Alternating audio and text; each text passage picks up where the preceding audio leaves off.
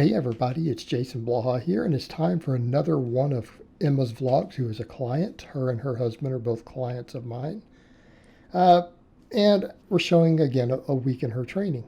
People seem to like this when we do this with clients, and actually I'm looking into the possibility of long-term seeing how many other clients I have who might actually want to do this so that we can do more of these. I'd love to turn my channel largely into my own training and client blogs with a little less just generic informative content, because a lot of people enjoy watching these different lifters' progress over time and they feel they learn more from this. Also, some people said, hey, try to keep up with her maxes for us on here. So I'm going to let you guys know in the first minute of the video.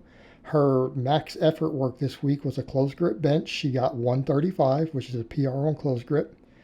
And she did a conventional deadlift against 45 pounds of bands with 265 on the bar, which was a 10-pound PR for her.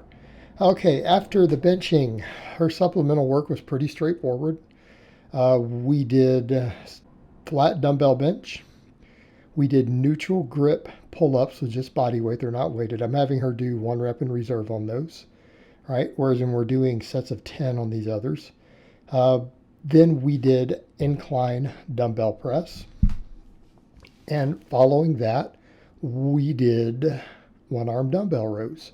And if you look at everything involved there, that pretty much works every muscle of the upper body, right? Again, a lot of people will say, well, we need this work and we need that work, and you should have these smaller exercises. We'll do the math.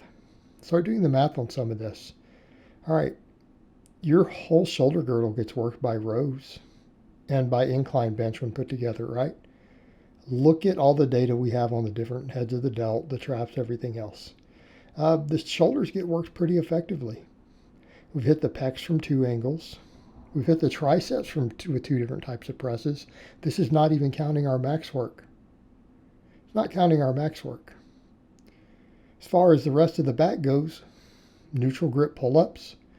One of the top 3 bicep builders according to the data that we have. It's right up there with barbell curls.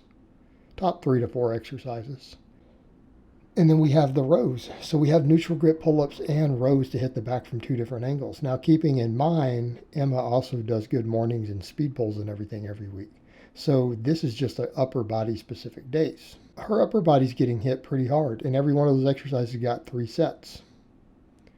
Right? They got 3 sets. Now, keeping in mind, she does max bench and speed bench as well. So again, the upper body's being pretty thoroughly worked. Sure, we could argue maybe from some bodybuilding perspective, 1 or 2 heads could get 5% more growth if we really focused on them. We could make that point. But what would they need to be? More tricep? Well, I've had her doing some tricep work, but I've started kind of taking some of it out because she doesn't need it that much. Her triceps aren't a weak link. Right, they're not a weak link in any of her pressing, and we do a lot of big pressing for her. So her triceps are getting worked. Maybe a little delt. I don't know that she needs it, especially with all the rowing and the pull-ups and everything. We could argue delts, maybe. I think you could make a case for that. Maybe biceps. Not that big of a deal. All right, lower body, she pulled that deadlift, which again, at the top and at the peak contraction of the band should be a PR. Okay, because her best conventional is still only 20 pounds bar weight more than she had there. She had 45 pounds of bands. Hoping we're easing in on a deadlift PR. Hoping that's the case. Really, I need more hamstrings on her at this point. Which again, that's one reason we push good morning so hard. She needs more hamstrings. Hamstrings are, I think at this point, the limit on her conventional. Her back is strong. She good mornings 120, 130 pounds with the 2 different bars for sets of 10, right? Her back is strong. Look at her pull-ups. So for her, hamstrings really seem to be what we need to focus on a little bit more to get her conventional up, right? And her sumo is past her conventional because we did all that adductor and abductor work. All right, over to speed bench. Emma doesn't do the paused. Some people have asked me, hey, you know, some of your clients do seem to pause their speed bench, and you said some do. She doesn't. No, she doesn't.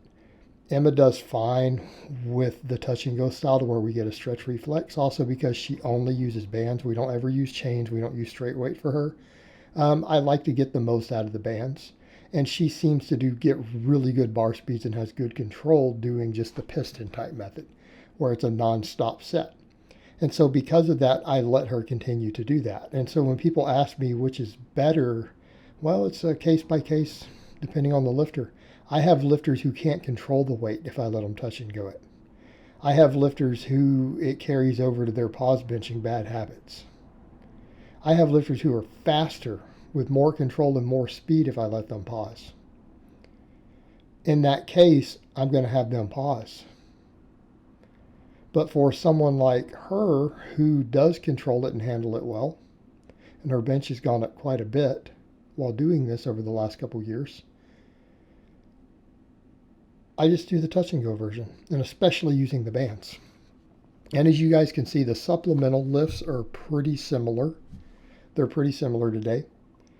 Actually, they're identical, really. Not pretty similar. They're identical to her max effort day.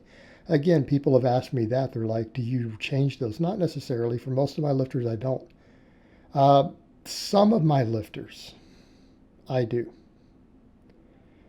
But it's usually because we need to do less exercises on one day due to a work capacity issue. Well, she doesn't have that problem. She's got really good work capacity.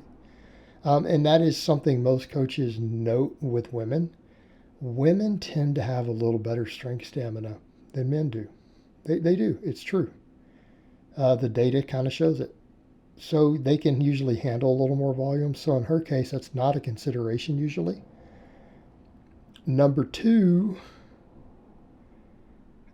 I will do it if a lifter is so advanced they need variation in the week. But I'm talking elite lifters. And Emma's strong. She's an advanced lifter. All right, she's an advanced lifter. I mean, she benches a plate per side as a lean woman. She deadlifts 300 pounds. Right? She's sumo 300 pounds. She squats over 200. She's an advanced lifter.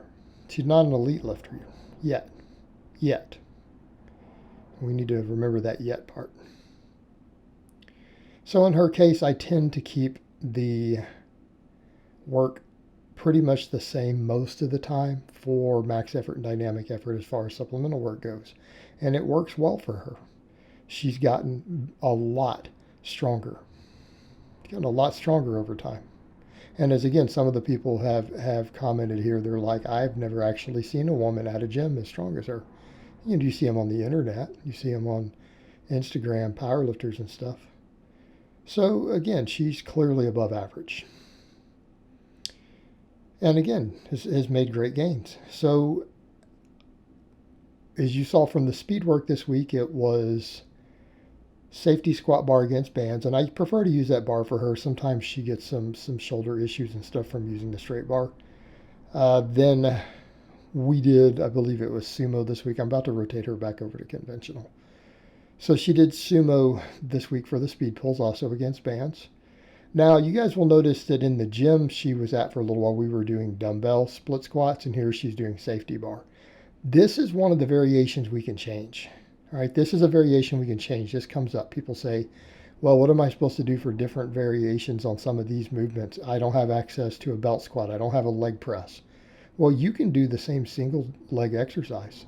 You can just change bars. You can go for a straight bar to a safety bar. I prefer a safety bar if it's available for any isolateral leg work. You can rotate that with dumbbells depending upon your needs. They both have a slightly different training benefit. All right, and then of course we finish off with reverse hypers, which you guys know I love. And we still do very, very high reps for her on these. We don't go super heavy for her. Some of my lifters go heavy. I go heavy. For her, we're building restoration and recovery. All right, guys, well, that's really all I have to say on that today. I hope it's been informative, and I will talk to you guys next time.